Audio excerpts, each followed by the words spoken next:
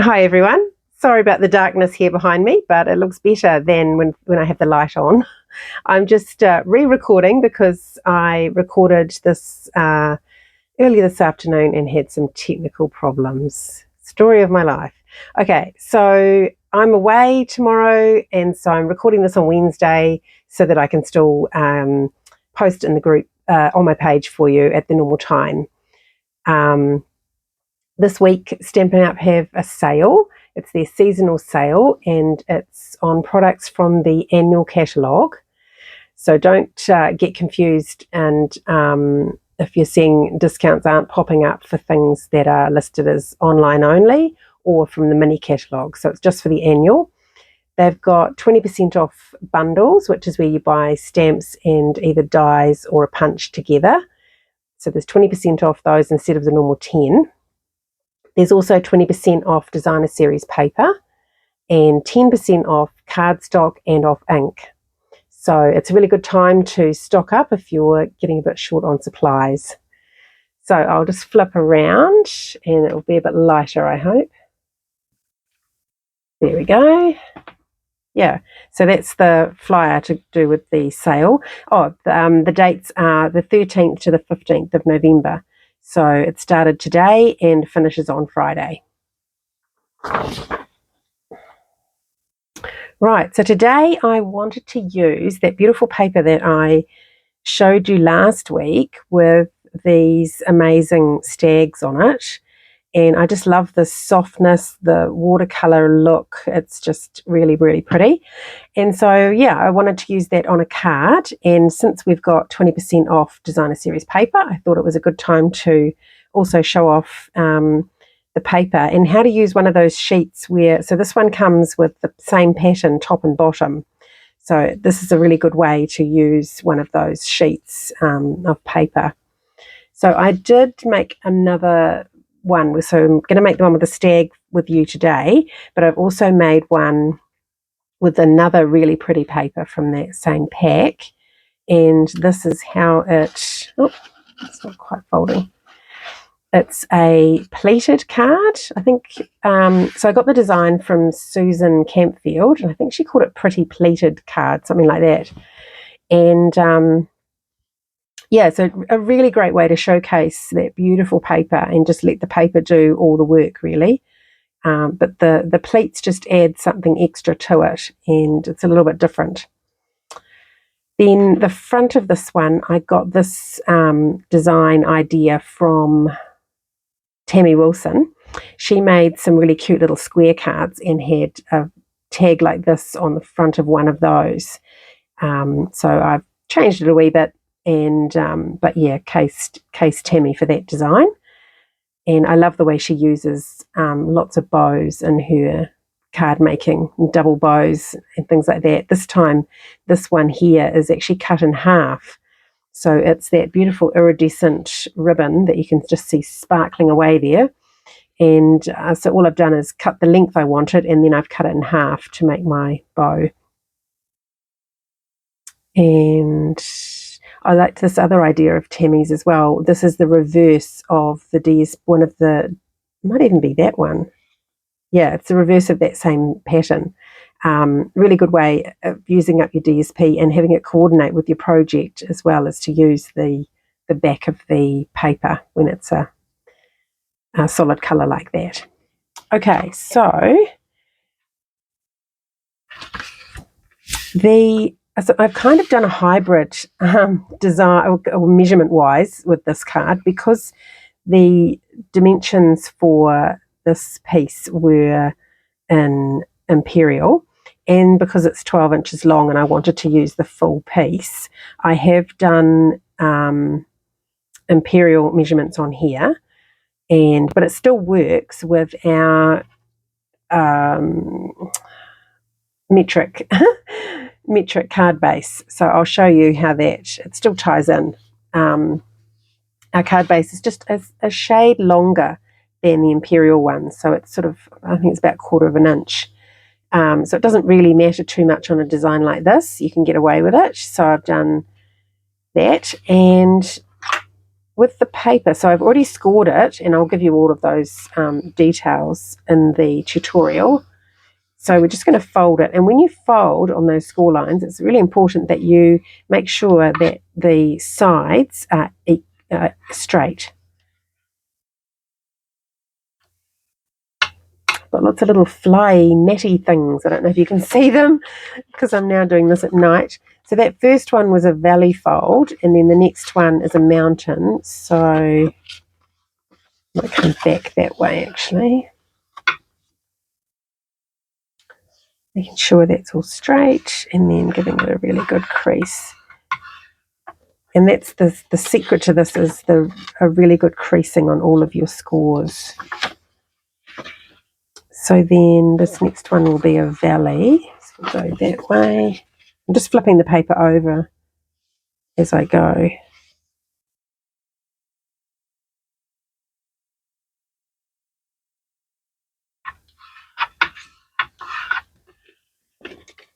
So valley, mountain. Oops, no, I did that the wrong way. Easy to fix though. Just flip it over. Okay, so this one's a mountain. And at this point, it should fold exactly in half. So that's a really good check. Make sure that you've got your scores lining up. Oh, now it's buzzing in my face. Goodness. We get lots of little creatures like that in the country. Okay. This one goes that way. And these are all scored at 1 inch. So it just made it nice and easy. Just keep those measurements. So I'm just going mountain, valley, mountain, all the way along.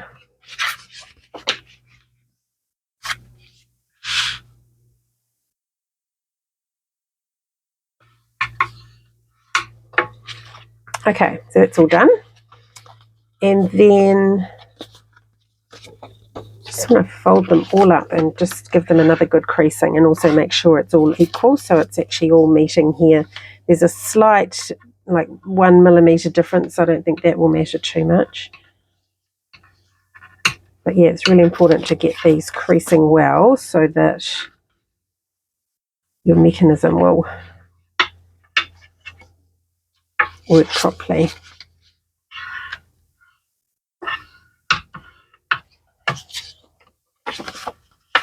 Okay, so let's put that inside the card. And the best way to do that is one side at a time. So I'm just going to put my glue on this one side.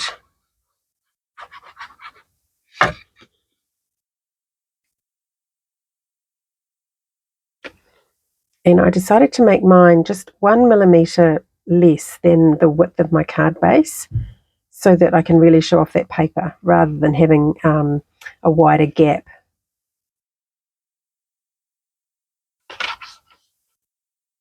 Just keeping that straight as well.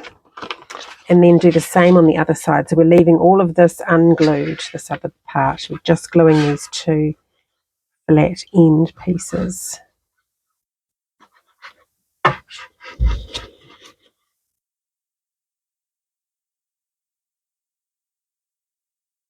And I'm just sort of guessing that that looked like a nice amount to leave at the end.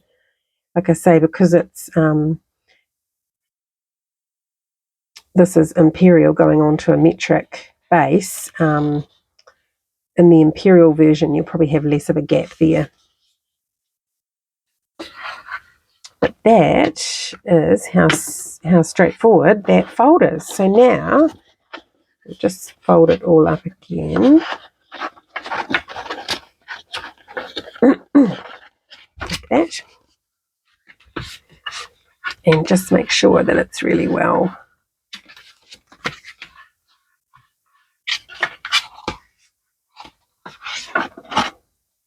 and that shows off that stunning paper beautifully, doesn't it? I just love it. While I'm here, I'll put my inside. So I've got a little place to write. You can only have a short message in this card.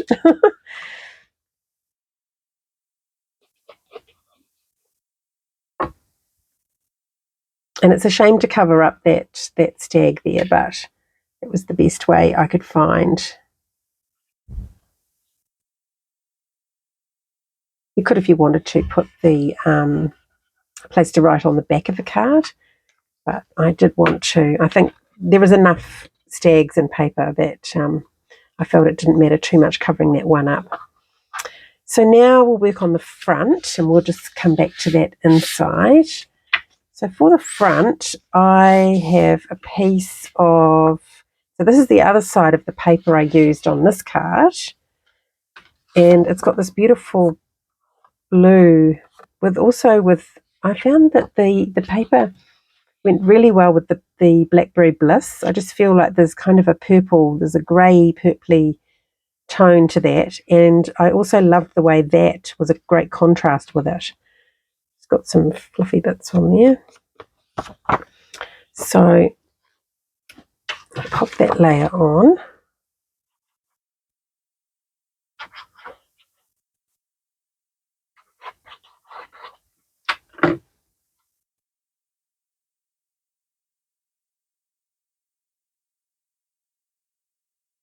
And I've got the front quite simple because there's quite a lot going on inside with the beautiful paper, so I thought we'll keep the front fairly simple. Now I've embossed with the Painted Trees 3D embossing folder just on a white. It's the same size actually as the DSP layer there, but this time I'm going to just tear it. I'm going to tear it at the top. I'm going to tear less at the top than I do at the bottom, but so I'm just pulling it towards me. It doesn't have to be even, but you just want to get that nice white sort of torn look. And then at the bottom, same, and it tears quite easily at the bottom because it's embossed. Let's take a bit off there. There we go. So that creates a really nice layer across the front.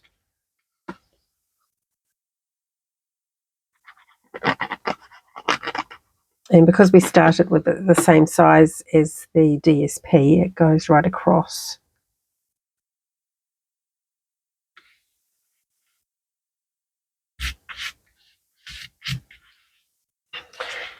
Now I've cut out a label, so another piece of the other side of the piece that I used for inside, I've sacrificed one of my stags to do a tag, and the idea here is I'm going to rip it as well, just not the stag though, just give that a rip, and then I'm going to mount it on another tag, again using that same paper. So I could use the blue side. That would look nice and tie in, but I like the pattern of that one coming through, just with that bit of green for an added contrast. So I'm going to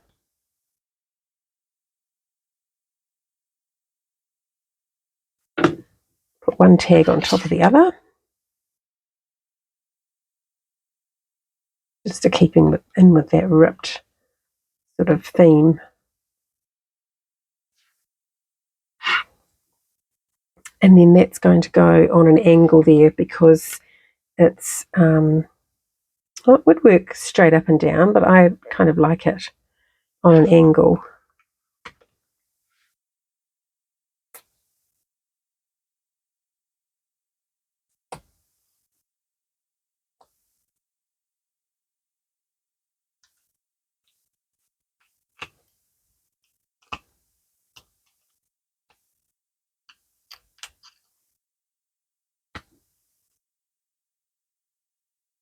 And you just want to make sure that it's not going to, it doesn't matter if it overhangs at the top, but because you want to stand the card up, well, the person who you give it to will want to stand it up. You don't want to have it overhanging at the bottom, so it won't be even when they stand it up.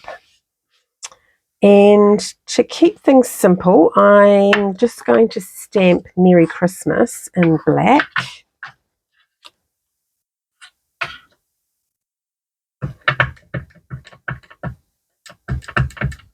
Just re-inked that because it was a little bit dry, so we'll just see how we go.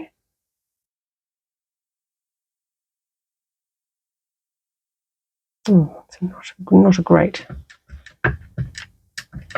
Might need a bit more ink yet.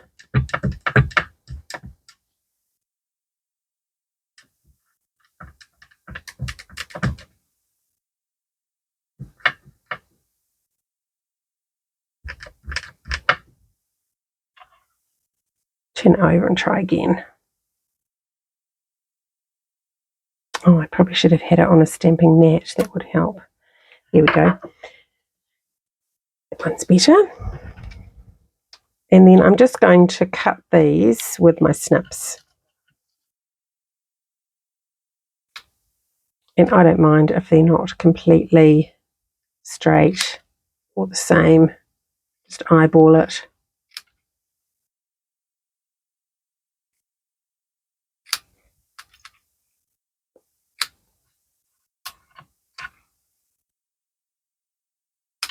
It's all part of the fun.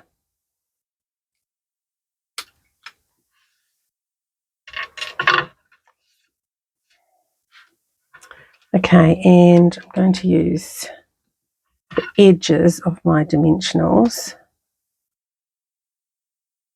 These are great for behind thin words.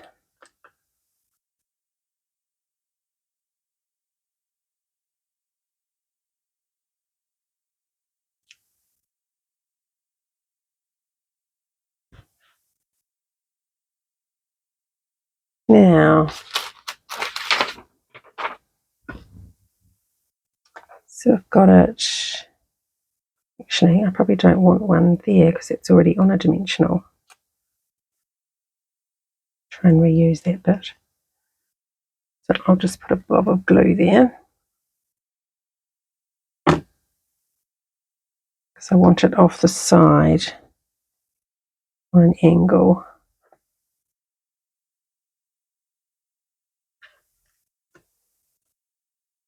Use that one under the Merry.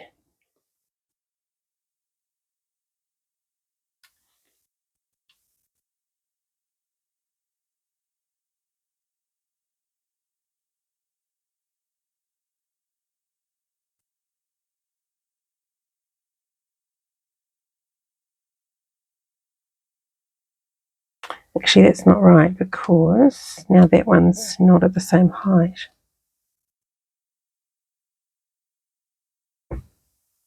Just put glue there.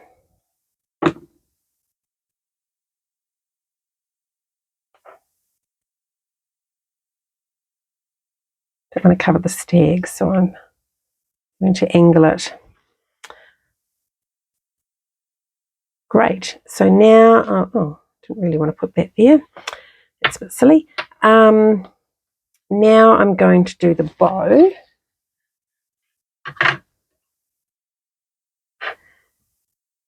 So I'm just going to tie this around my fingers.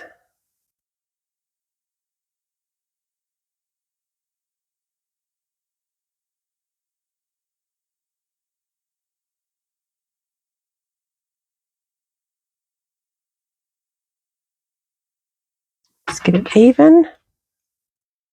And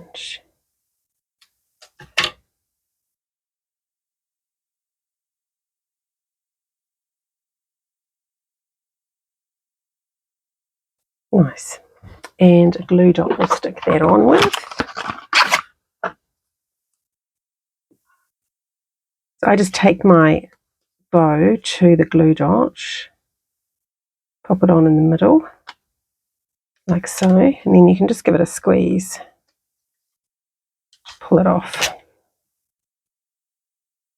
and just cover the whole. There we go, that's the front, almost done.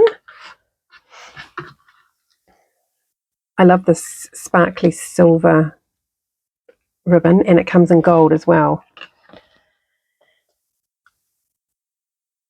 Right, so now I'm just going to put some little, well, these sparkle gems, yes, adhesive back sparkle gems, and I've used the black ones with my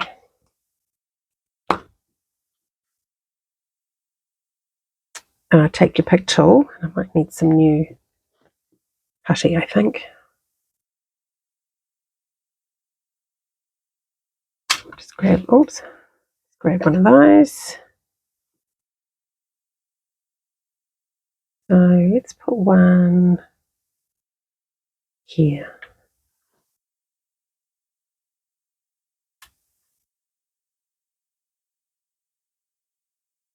And yeah. So the idea is that you're drawing attention to the words, and things are nice when they're in a triangle. I think I've said that before. Okay.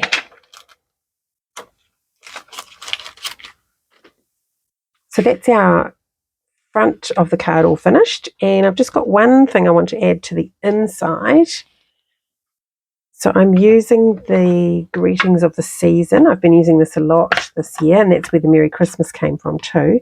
But they've got this little to you and yours stamp, which is lovely.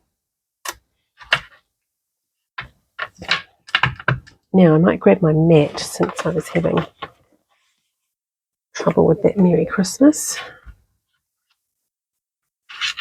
So stamping mat, when you're using photopolymer stamps, it just gives you a little more give. It sort of makes up for the red rubber, the squishiness of that. So this, hopefully, you just give it a second there. Yeah, that's much better. And that one is just going to go inside on one of the pleats. And I actually like it, I think, on that one. My other one, I put it on there, and I was just finding it was sort of getting caught up when I was opening and closing the card. Now I want it on this end. So I think just here. So it kind of goes over the area where you'd write your message. Put it in the middle of that area. Sorry, that's a bit hard to see with that coming over.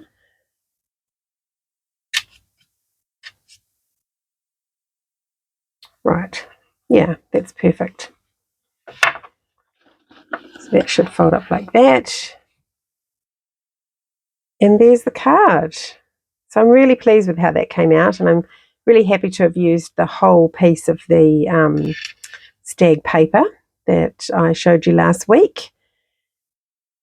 Yeah, so don't forget about the sale, the annual catalogue seasonal sale that is happening until Friday. And if you have any problems placing an order or want to order through me and I can place it for you, then please just get in touch. And I am away for the weekend, but I'm still always on mobile and very happy to help you in between visiting gardens. In Bay of Plenty, there's a garden festival on this weekend, so I'm going with 2 girlfriends to that. So should be a great relaxing weekend, hopefully. And I'll see you again next week. Thanks.